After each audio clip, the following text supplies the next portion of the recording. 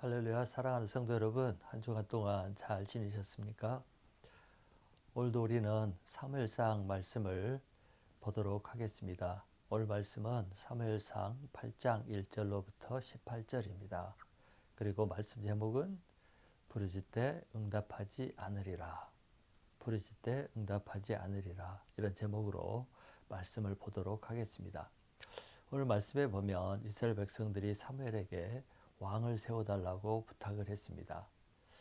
이렇게 왕을 세워달라고 부탁한 이유는 본문 1절에서 5절을 볼 때 사무엘이 늙었다는 것입니다. 그리고 또 사무엘을 이어 사사가 된 사무엘 아들들이 별로 탐탁지 못한 것입니다. 그래서 사무엘도 늙었고 또 후계자인 사무엘의 아들들도 별로 지도자로서 자격이 역량이 부족한 것 같고, 그래서 차라리 우리에게 왕을 세워달라고 부탁을 한 것입니다.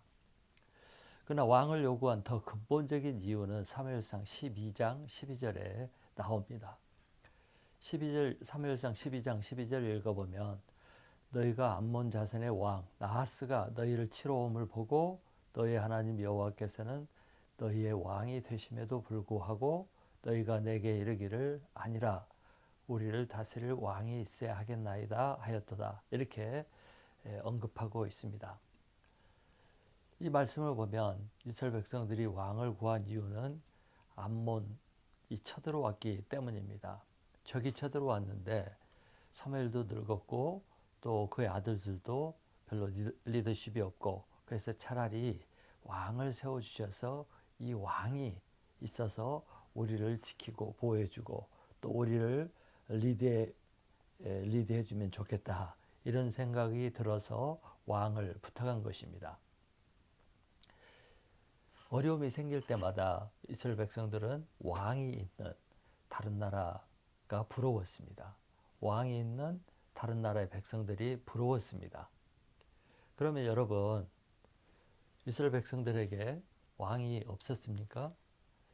이스라엘 백성들이 어려움이 생겼을 때 그들을 도와주고 그들을 리드해준 리더가 없었습니까? 지도자가 없었습니까? 그렇지 않습니다. 오늘 방금 제가 읽은 12절 말씀에 하나님께서 이렇게 말씀하셨어요. 너희의 하나님 여호와께서 너희의 왕이 되심에도 불구하고, 이렇게 하나님께서 언급을 했습니다. 이 말씀을 보면 하나님이 그들의 왕이었다는 거예요. 하나님 자신이 그들의 왕이었다는 것입니다. 그동안 하나님께서는 문제가 생기고 또 적이 쳐들어오면 직접 이 전쟁을 지휘하시고 또 앞서 나가시고 또 리더를 세워주시고 지도해 주시고 이렇게 해서 전쟁에 이기게 하시고 문제를 해결해 주셨습니다. 하나님이 그들의 왕이 되시고 하나님이 그들의 지도자가 되어 주었던 것입니다. 그러므로 이들이 하나님에게 왕을 세워달라고 하는 이런 요구는 하나님을 무시하는 것이고 또 잘못된 것입니다.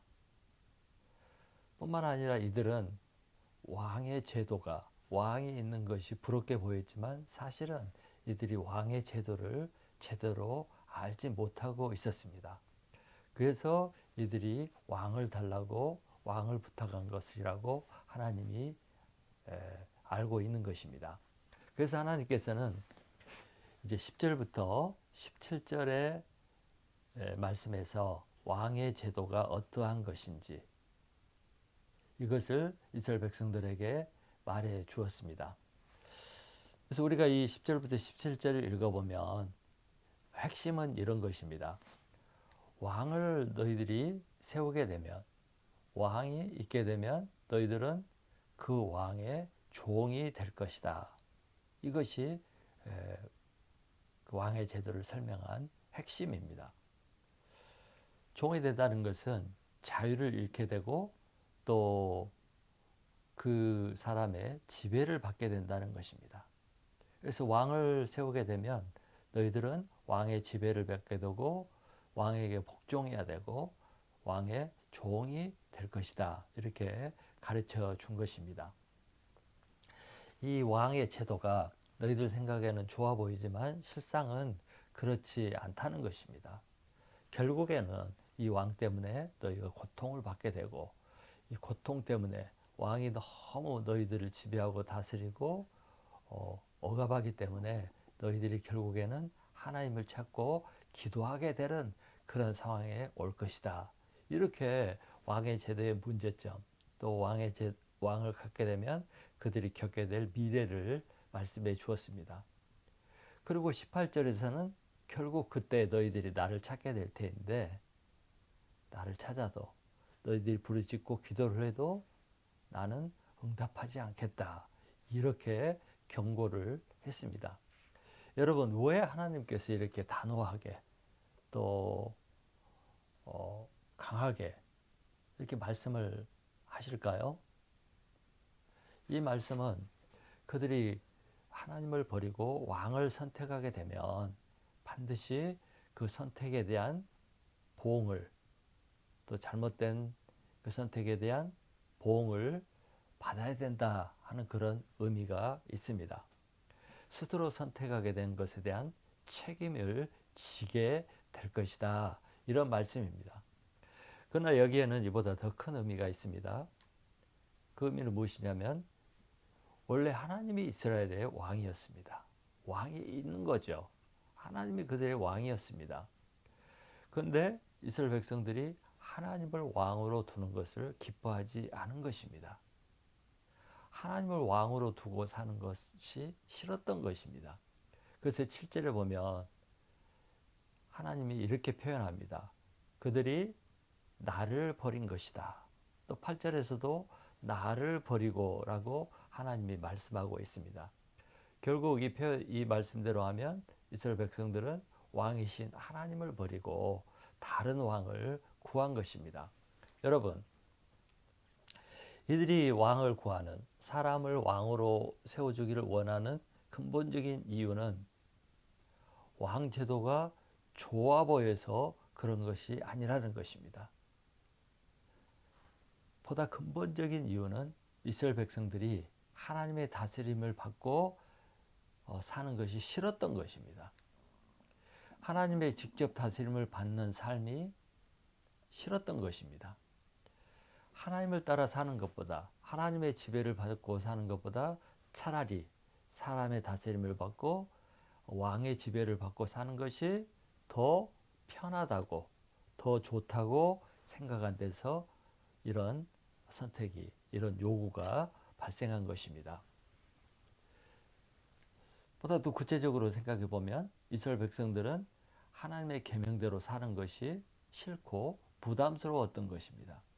하나님 존재 자체가, 하나님이 항상 지켜보고 하나님께서 이렇게 하라 저렇게 하라 하고 하나님이 이렇게 살라 저렇게 살라고 하는 그런 것들이 부담스럽고 싫었던 것입니다. 그래서 이들은 자기 입맛에 맞는 사람을 왕으로 세워놓고 자유롭게 살고 싶었던 거예요.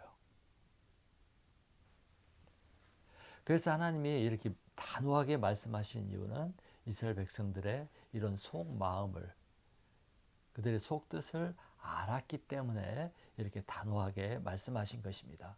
그러면서 하나님께서 너희들이 나를 버리고 사람을 왕으로 세우려고 하는 것은 우상숭배와 같은 것이다. 이렇게 지적하고 있습니다. 9절을 읽어보겠습니다. 9절. 나를 버리고 다른 신을 섬김같이 내게도 그리하는도다. 하나님은 하나님 대신에 사람을 왕으로 구하는 것이 다른 신을 섬기는 것과 같은 우상 숭배라고 말씀하고 있습니다. 왜 왕을 세우고 왕 제도를 만들고 그렇게 사는 것이 우상 숭배라고 하는 것일까요?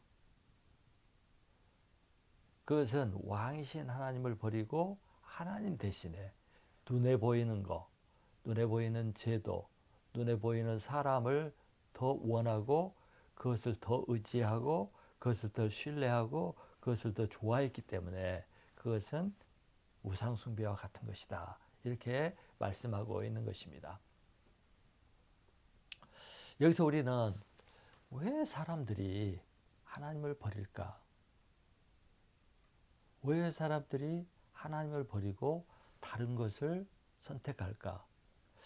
왜 사람들은 너무 쉽게 하나님을 버리고 우상을 섬기게 될까? 그 이유에 대해서 우리가 생각해 보아야 합니다. 이스라엘 백성들이 자꾸 우상에 빠지거든요. 우상 숭배에 빠지거든요. 이스라엘 백성들이 자꾸 그 좋으신 능력의 하나님을 버리고 다른 사람들이, 세상 사람들이 섬기는 그 우상에 빠지거든요. 그 이유가 무엇일까? 왜 이렇게 쉽게 마음을 빼앗길까? 왜 사람들은 하나님보다 우상을 좋아할까? 왜 사람들은 기독교보다 다른 종교를 좋아할까? 이 점에 대해서 우리가 한번 생각을 해봐야 합니다. 사람들이 하나님을 버리고 우상을 선택하고 다른 종교를 선택하는 이유가, 첫째는 눈에 보이는 것을 더 의지하는 그 본성 때문입니다. 우리 하나님은 눈에 보이지 않습니다. 또 하나님은 하나님 대신에 어떤 형상을 만들어 놓고 이것이 하나님이다 하는 것을 원하지 않습니다. 그래서 하나님은 하나님을 형상으로 만들어 놓고 숭배하는 것을 금했습니다. 그런데 사람들은 시각적으로 눈에 보이는 것을 더 의지합니다. 눈에 보이는 것을 더 좋아합니다. 눈에 보여야 더 안심이 되고 눈에 보여야 더 확신이 생기기 때문에 눈에 보이는 우상을 좋아합니다. 그래서 사람들은 손에 무엇을 가지고 있고 가진 것이 많을 때 사람들은 안심을 합니다. 왜요? 눈에 보이기 때문에, 가졌기 때문에 그것이 나의 의지가 되는 것이죠. 그만큼 사람들은 눈에 보이는 것을 좋아하고 눈에 보이는 것을 의지하고 눈에 보이는 것이 있을 때 안심을 합니다. 그런데 하나님은 보이지 않죠. 하나님 우리 앞에 있다고 그러고 우리와 함께 있다고 하지만 눈에 보이지 않기 때문에, 실체가 보이지 않기 때문에 사람들은 불안해합니다. 그래서 확신이 되지 않고 안심이 되지 않기 때문에 사람들은 너무나 쉽게 눈에 보이는 것을 의지하고 찾아갑니다. 그것이 사람일 수도 있고 어떤 재물일 수도 있고 어떤 형상일 수도 있죠. 그래서 사람들은 눈에 보이지 않는 하나님이 왕으로 있는 것보다 눈에 보이는 사람이 자신들의 왕으로 있는 것을 더 좋아한 것이고 그렇게 해달라고 부탁을 한 것입니다. 그래서 하나님은 이것이 우상 숭배와 같다 이렇게 표현을 한 것입니다. 두 번째, 사람들이 하나님을 버리고 우상을 선택하는 이유는 자유 때문입니다. 자유.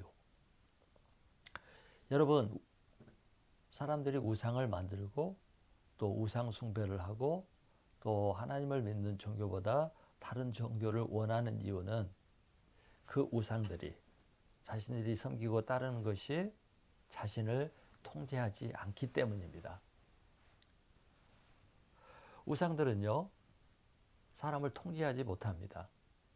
또 절대적인 규범이나 복종을 요구하지도 않습니다. 우상은 결국 사람이 만든 것이고 우상은 그것을 섬기는 사람이 마음대로 조종할 수 있는 존재입니다. 그래서 우상숭배는 주권이, 왕권이 자신에게 있습니다. 우상에게 있지 않습니다. 종교생활하고 신앙생활하고 신을 찾지만 여전히 주인은 자신입니다. 그래서 사람들은 범사에, 그리고 모든 것에서 주권을 요구하는 하나님보다도 주권을 요구하지 않는 우상을 좋아합니다. 우상이 편합니다. 자유롭습니다. 그래서 사람들은 하나님을 버리고 우상을 섬기는 것입니다. 결국 우상 숭배는 하나님에 대한 반역이죠. 하나님에 대한 왕권과 주권을 인정하지 않고 자신이 왕이 되어서 살고 싶은, 그래서 하나님을 버리는 것이 반역인 것입니다. 아담과 하와가 에덴 동산에서 그 창조주 하나님, 왕이신 하나님, 주권자이신 하나님을 버리고 자신들이 왕이 되기 위해서, 주인이 되기 위해서 반역을 일으킨 것이 바로 아담과 하와가 불순종했던 이유입니다.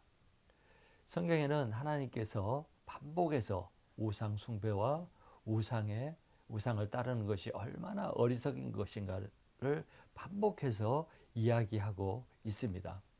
그러면 여러분, 하나님을 버리고 사람을 왕으로 세우고 왕을 선택한 그 이스라엘 백성들이 치러야 할 대가가 무엇일까요? 하나님께서는 하나님을 버리고 사람을 왕으로 선택하게 되면 반드시 거기에 대한 치러야 되는 대가가 있다고 말씀하고 있습니다. 그 대가가 첫째는 종이 된다는 것입니다. 11절부터 17절을 보시기 바랍니다. 하나님께서는 그들이 사람을 왕으로 선택하면 자유롭게 되는 것이 아니라 반드시 그들이 종이 됐다고 설명을 해주고 있습니다. 여러분, 지금 현재 우리는 민주주의 국가에 살고 있고 민주공화국의 백성으로 살아가고 있습니다. 그런데 이런 민주주의가 생기고 공화정이 생기기 이전에는 대부분 모든 나라는 왕을 두고 사는 그런 제도하에 살았습니다. 한마디로 말하면 왕이 주인이 된, 그리고 백성들은 왕의 백성으로 살았던 그런 시대를 살았습니다. 여러분, 누가 왕이 됩니까? 우리가 투표해서 왕을 세웠나요? 그렇지 않죠. 과거나 지금까지 왕들은 힘 있는 사람이 왕이 되었습니다. 똑같은 사람이었는데, 똑같은 인간이었는데 어느 날 어떤 사람이 무력의 힘을 갖든지 또 재력의 힘을 갖든지 이런 힘을 갖게 되었을 때 자신을 왕으로 세우고 사람들이 복종하도록 그렇게 만들어진 것입니다. 그래서 이 왕국은, 왕이 다스리는 이 제도는 모든 백성들이 왕을 위해서 존재하는 그런 나라가 되었습니다. 그리고 왕국은 모든 재산이 왕의 소유입니다. 백성도 왕의 소유가 됩니다. 그래서 왕은 자기 마음대로 자기 이 욕구대로 백성들을 다스리고 지배하고 또 그렇게 하도록 요구를 했습니다. 왕정은 모든 소유가, 모든 권력이, 모든 소유권이 왕에게 있기 때문에 왕 마음대로 할 수 있고, 그 지배 아래에 있는 백성들은 왕의 요구대로, 왕의 지배 요구대로, 또 왕의 지시대로 살아야만 했습니다. 왕정이 조금 발달해서 왕이 어떤 제도에 의해서 나라를 치리하고 백성들을 치리할지라도 여전히 권세와 재산과 모든 이 권리와 권력은 왕에게 있었습니다. 또 왕의 자식들, 귀족들이 모든 권세와 모든 소유권을 누리고 차지하고 살고 있었습니다. 백성들은 노예와 별반 차이가 없는 그런 삶을 살아야 되는 것이 왕의 제도였습니다. 당시 대부분 왕들은 힘으로 백성들을 눌렀기 때문에 감히 왕에게 대들거나 저항하거나 거부하거나 따질 수가 없었습니다. 여러분, 인간은 본래 동등한 존재였습니다. 그런데 어느 날 어떤 사람이 힘을 가지고 군림하고 왕이 되고 모든 사람을 지배하는 그런 지배자와 피지배자의 위치로 전락을 한 것이죠. 이것은 근본적으로 사람이 원하는 것이 아닙니다. 그럼에도 불구하고 이런 제도가 생겨나고 결국 인간은 왕에 복종하고 왕의 지배를 받는 그런 지배자와 피지배자의 구조가 된 것입니다. 여러분, 이스라엘에게는 이미 왕이 있었습니다. 그 왕이 누구죠? 하나님입니다. 이 하나님은 본래 우리와 동등한 존재가 아닙니다. 하나님은 우리를 만드신 창조주고 또 우리에게 창조된 세상을 관리하도록 맡기신 그 주인입니다. 그리고 우리는 청지기입니다. 그런데 이 하나님은 자기가 힘이 있다고 권세를 부리고 복종을 요구하고 무조건 지배하는 그런 분이 아니었죠. 우리의 창조주가 되시고 또 모든 세상의 주인임에도 불구하고 하나님은 우리에게 자유를 주시고 최소한의 요구를 하시고 질서 가운데 살도록 하신 분이 하나님이십니다. 하나님은 자신의 유익을 위해서 우리를 지배하고 다스리는 분이 아니라 우리의 행복과 우리의 유익을 위해서, 우리의 유익을 위해서 하나님께서는 어떤 질서 가운데 살도록 요구하신 좋으신 왕이시고 좋으신 지도자입니다. 하나님은 또 언제나 공정과 상식과 정의와 사랑으로 이 세상을 다스리는 정말 완전하신 왕이었습니다. 이런 하나님을 버리고 사람들이 다른 사람을 왕으로 세워달라고 요구하는 것은 매우 어리석은 것이고 넌센스입니다. 그리고 이 왕을 요구하고 스스로 자기가 이 왕의 다스림을 받는 피지배자의 위치에 서게 된다는 것은 매우 어리석은 거죠. 여러분, 예를 들어서 소가 있어요. 우리에게 소가 있습니다. 우리의 지배를 받고 우리가 인도해주는 그 소가 있는데 이 소가 사람을 버리고 이제 자신은 짐승의 왕인 사자를 왕으로 삼고 살겠다. 이렇게 한다면 그 소의 미래가, 소의 장래가 어떻게 되겠습니까?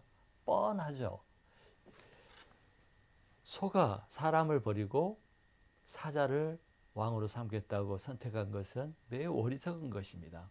그런데 사람들이 이렇게 한다는 것이죠. 그래서 17절을 보십시오. 17절에 보면 너희가 그의 종이 될 것이라. 하나님은 분명하게 말씀하셨어요. 너희들이 하나님을 버리고 사람을 왕으로 선택하면 너희들은 그 사람의, 그 왕의 종이 된다. 종이 된다는 것은 노예가 된다는 거예요. 그래서 하나님을 버리면 더 자유를 얻게 되고 더 행복해지는 것이 아니라 노예처럼 전락하게 된다는 것이에요. 이제 앞으로 자신의 원대로, 자신의 자유대로 자유를 누리며 살 수가 없고 자유의지대로 살 수가 없고 오히려 현실은 노예처럼 전락하게 된다고 하나님께서 그렇게 미래를 말씀해 주셨어요. 현실이 그렇게 되지 않는다는 거예요. 여러분, 유럽은 오랫동안 AD 300년 이후로 기독교 국가로 살아왔습니다. 1000년 이상 유럽은 하나님을 섬기는 하나님의 백성으로 살아왔습니다. 그런데 어느 날 사람들은 이 하나님, 또 이 기독교를 버리고 하나님으로부터 독립을 하고자 했습니다. 하나님을 떠나고 종교를 버리고 하나님으로부터 독립을 하면 진정한 자유를 누리고 행복할 수 있다고 생각을 한 것입니다. 그것이 그 무브먼트가, 그 운동이 르네상스 운동입니다. 르네상스 운동은 신인 여호와를 버리고 그리스 시대, 이성을 중시했던 이 사람이 중심이었던 그 그리스 시대로 돌아가는 것입니다. 더 이상 신의 지배를 받지 않고 인간이 주인이 된 그런 그 헬레니즘 시대로 돌아가자고 하는 운동이 바로 르네상스 운동입니다.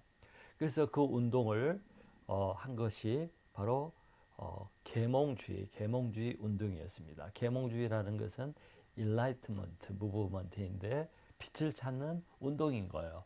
그래서 이 사람들은 하나님을 믿고 하나님을 순종하고 사는 시대를 암흑시대로 보고, 그래서 이 암흑시대를 벗어나 종교를 버리고 하나님을 버리고 헬레니즘 시대로 돌아가는 것을 빛을 찾는 운동이라고 이렇게 생각을 한 것입니다.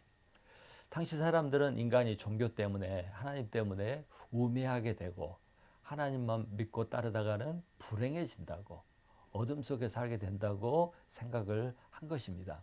그래서 자각을 하고 이성을 따라 살면 이제 사람들이 깨어나고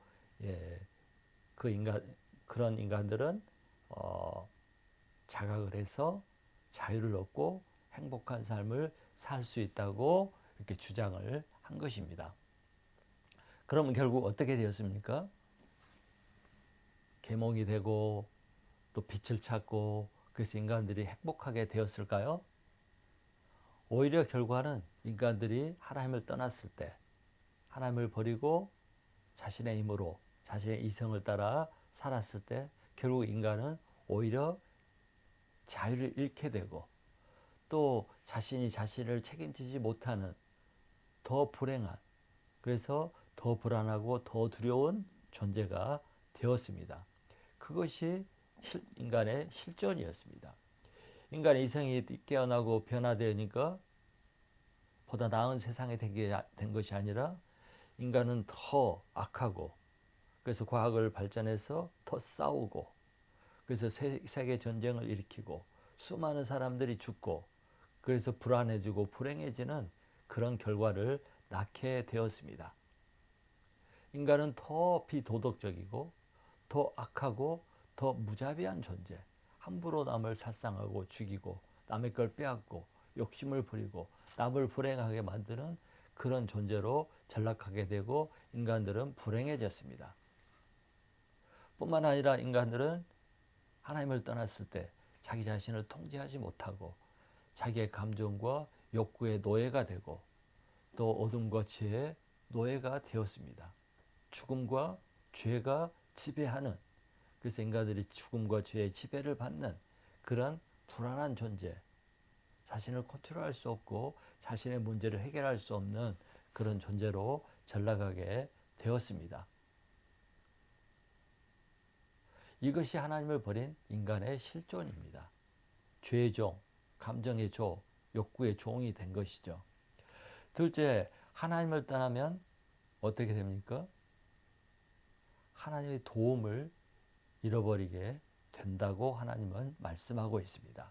18절을 읽어보겠습니다. 18절을 보면 하나님께서는 이스라엘 백성들이 이제 하나님을 찾고 부르짖어도 응답하지 않겠다고 말씀을 하셨습니다. 사람들이 언제 하나님을 찾고 하나님을 부르짖고 기도하게 됩니까? 어려운 일을 만났을 때죠.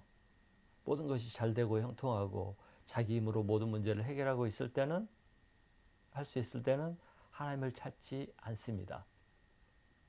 근데 사람들이 자신의 문제를 스스로 해결할 수 없고 너무 이 문제가 중대하고 너무 커서 도저히 빠져나올 수 없고 해결할 수 없을 때 인간들은 하나님을 찾습니다. 그때 하나님께 기도하고 외칩니다. 그런데 하나님은 이런 때, 절망의 때 인간들의 외침에, 사람들의 외침에 응답하지 않겠다, 문제를 해결해 주지 않겠다, 도움이 돼 주지 않겠다, 이렇게 말씀하신 것입니다. 문제가 있는데, 절망스러운 상황이 있는데 하나님을 찾고 부르짖어도 응답하지 않는다면 얼마나 불행합니까? 얼마나 슬픕니까? 어떻게 되겠습니까? 그래서 이 말씀은 이제부터는 너희들이 하나님을 버리고 사람들을 왕으로 삼는다면 이제부터는 너희 모든 문제를 너희들 스스로 해결하라. 네 인생은 네가 책임지고 살아라. 네가 선택한 것이니 선택한 것에 대한 책임을 져라. 나는 더 이상 너희들을 도와줄 수가 없다. 이렇게 하신 말씀인 것입니다. 여러분, 제가 북미 캐나다에서 오래 살았는데 북미 사람들, 백인들은 굉장히 단호합니다. 자식들에 대해서. 그래서 자식들이 집에 같이 살면서 말도 안 듣고 저항하고 또 이렇게 하면 백인 부모들은 단호하게 이렇게 말을 합니다. 너가 내 집에서 밥을 먹고 잠을 자고 숙식을 하고 살려면 너는 내 말을 들어야 돼. 만일 내가 부모의 말을 듣지 않고 네 마음대로 하고 싶다면 지금 당장 집을 나가. 그리고 네가 벌어서 네가 알아서 방도 없고 생활비 벌고 네가 알아서 살아. 학교도 다니고. 그러나 만일 그것이 힘들고 어렵고 그것이 싫다면 너는 부모 말을 들어야 돼. 듣기 싫으면 나가. 이렇게 단호하게 말을 합니다. 그러면 자식들도 그것이 무슨 뜻인지 알아요. 부모하고 살 동안에는 부모의 도움과 부모의 보조를 받기 때문에 부모 말씀을 들어야 된다는 것을 너무 잘 압니다. 그래서 백인들이 자립심도 있고 자기 생각이 강하지만 부모한테 순종을 합니다. 이와 마찬가지로 사람이 하나님을 왕으로 또 주인으로 모시고 살기 싫으면, 하나님 없이 살고 싶다면, 하나님을 떠나서 살고 싶다면 그때부터 인간은 하나님 없이 스스로 모든 문제를 해결하고 살아가야 됩니다. 자신이 선택한 것이기 때문에 자신이 끝까지 책임을 져야 합니다. 그래서 앞으로 어려움이 닥치고 피할 길이 없어도 하나님을 도움을 받을 수가 없는 것입니다. 하나님이 응답해 주지 않는다는 것입니다. 여러분, 모든 나라에는 왕이나 지도자가 있죠. 그래서 왕국이나 또 국가는 국가의 주권이나 왕권을 인정하는 사람만 보호를 해주고 책임을 져줍니다. 그리고 시민권이 없는 사람들은 그 나라가 책임져 주지 않습니다. 더더욱 반역자나 반국가 사범에게는 자비나 보호가 있을 수가 없습니다. 제가 캐나다에 살 때 아주 오래전에 레바논에 아주 내전이 일어나고 어려운 상황이 발생을 했습니다. 근데 캐나다에는 레바논 출신 캐나다인이 참 많이 있습니다. 그래서 은퇴한 사람들이 이제 캐나다 시민권을 갖고 자기 본래 고향이었던 레바논에 가서 사는 사람들이 많이 있었습니다. 근데 레바논 사태가 터졌을 때 캐나다 정부는 즉시 전세기를 보내서 캐나다 시민권을 가진 사람들을 실어서 본국으로 데려왔습니다. 요즘에 보면은 한국도 다른 국가에 문제가 생겼을 때 한국 시민들을 전세기를 보내서 데려오는 것을 볼 수가 있습니다. 이만큼 각 국가는 자국민들을 보호하고 책임져주고 생명을 보호할 수 있도록 조치를 취합니다. 그러나 시민권이 없는 영주권자나 외국인들한테는 이런 대우를 해주지 않습니다. 여러분, 영적인 세계도 마찬가지예요. 하나님은 하나님의 주권을 인정하고 왕권을 인정한 사람들을 책임져 주시고 돌봐 주시고 인도해 주십니다. 여러분, 우리 인간이 하나님이 없이도 죄 문제를 해결하고 삶의 문제를 해결하고 살 수 있다면 얼마나 좋겠습니까? 우리가 하나님이 없어도 영생을 누리고 구원을 얻고 죽음의 문제를 해결할 수 있다면 얼마나 좋겠습니까? 하나님이 필요하지 않겠죠. 그런데 우리 인간은 그렇지 않습니다.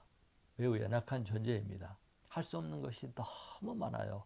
문제를 만나면 다 해결할 수 있는 것이 아니지 않습니까? 우리는 너무 약하고 부족하고 그렇습니다. 뿐만 아니라 죄와 심판의 문제, 이 문제는 우리 인간이 해결할 수 없는 문제입니다. 그래서 이런 것을 해결해 주고 이런 문제를 도와주고 이런 문제에서 우리를 이끌어내 주시고 보호해 주실 분이 있다면 얼마나 좋겠습니까? 그분이 어떤 분이에요? 그분이 누구예요? 하나님이시지 않습니까? 우리를 만드시고 또 이 땅을 존재하게 한 창조주 하나님이 바로 우리를 보호해주고 우리를 인도해주고 우리를 돌봐줄 수 있는 전능하신 분입니다. 이분을 나의 주인으로, 나의 왕으로, 내 아버지로 모시고 산다면 우리는 걱정할 것이 없습니다. 불안해하거나 걱정하거나 염려하거나 하지 않고 언제든지 이분이 계시기 때문에 안심하고 평안하고 두려움 없이 살 수가 있는 것입니다. 그래서 성경에서는 이 하나님을 이렇게 표현했어요. 나의 왕이시오, 나의 도움이시오, 나의 피난처시오, 나의 요새시오, 나의 산성이시오, 나의 목자시다. 이렇게 표현을 하고 있습니다. 그래서 이 하나님을 나의 왕으로 왕권을 인정하고 주인으로 모시고 살면 이런 것들이 다 나에게 오는 것입니다. 이분을 왕으로 인정하고 살면 이 모든 것이 되는 것입니다. 그런데 반대로 이분을 버리고 왕권을 인정하지 않고 주인으로 인정하지 않고 복종하지 않는다면 이 모든 도움을 거부하는 것이 되는 것이고 이 모든 도움을 받을 수 없게 되는 것입니다. 그래서 하나님께서 이스라엘 백성들에게 하나님을 버리는 거, 하나님을 왕으로 인정하지 않는 거, 그런 짓을 하지 말라고 이렇게 경고하신 것입니다. 여러분 가끔 부모님이 싫다고, 부모님 밉다고, 부모님 마음에 안 든다고 집 나간 청소년들이 있어요. 집 나가면 금방 압니다. 부모님 품 안에, 부모님 아래, 부모님이 함께 있는 집에 사는 것이 얼마나 좋은 것이고 얼마나 안정된 것이고 행복한 것인지 집을 나가보면 압니다. 그래서 집 나간 청소년들이 금방 돌아오죠. 며칠 못 되어서 집으로 돌아옵니다. 부모 없이는 살 수가 없구나. 부모님이 계신 집이 제일 좋은 곳이구나. 그걸 깨닫게 되는 것이죠. 하나님께서 바로 이런 이스라엘 백성들에게 이런 바보 같은 어린애와 같은 짓 하지 말고 그런 짓을 행하지 말라고 지금 가르쳐주고 깨우쳐주고 경고하고 있는 것입니다. 그럼에도 불구하고 그 길을 가겠다면 이제 너희는 더 이상 나의 도움을 받을 수가 없고 너희는 불행하게 된다. 이렇게 말씀해주고 있습니다. 그래서 이스라엘 백성뿐만 아니라 우리도 절대 하나님을 떠나거나 하나님을 거부하거나 하나님 대신에 다른 것을 따르거나 하는 그런 어리석은 생각도 하지 말고 그렇게 행동하지 말아야 됩니다. 하나님의 왕권과 주권을 거부하고 내 마음대로 살겠다 하는 그런 어리석은 생각 버리라는 것입니다. 여러분, 우리는 다행히 그래도 하나님을 믿는 사람들이죠. 예수 그리스도를 믿고 하나님의 자녀가 된 하나님의 백성이 된 사람들입니다.